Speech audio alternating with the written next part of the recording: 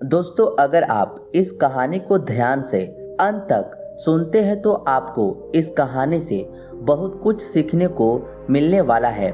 यानी कि आपको खुश रहने का जो मूल मंत्र है ना, वो आखिर क्या है वो आपको पता चल जाएगा। बहुत समय पहले की बात है। गंगा नदी के किनारे एक पीपल का पेड़ था। पहाड़ों से उतरती गंगा अपने पूरे वेग से बह रही थी।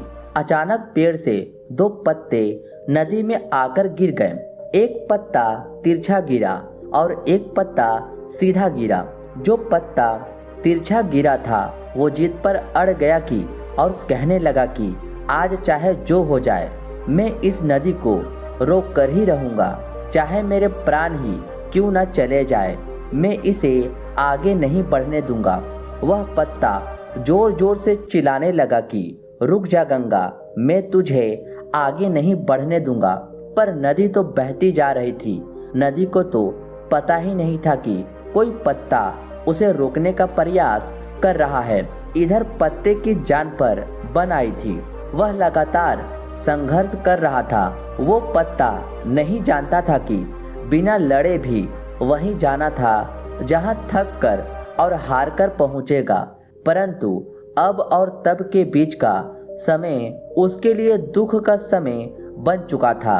वहीं दूसरा पत्ता जो सीधा गिरा था, वो नदी के प्रवाह के साथ बड़े मजे से बहता जा रहा था और कह रहा था कि चल गंगा, आज मैं तुझे तेरी मंजिल तक पहुंचाऊंगा, चाहे जो हो जाए। मैं तेरे मार्ग में कोई भी बाधा नहीं आने दूंगा।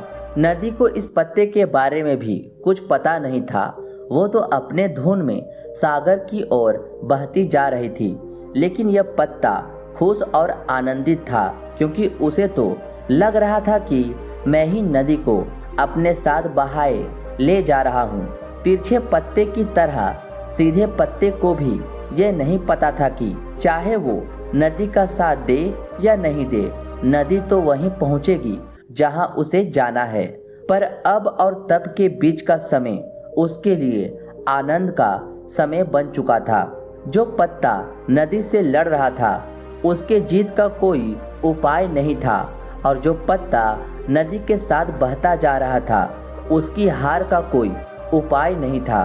तो दोस्तों, यह कहानी हमें सिखाती है कि जिस दिन हम लड़ना छोड़ देते हैं, उस दिन से हम जीना शुरू कर देते हैं।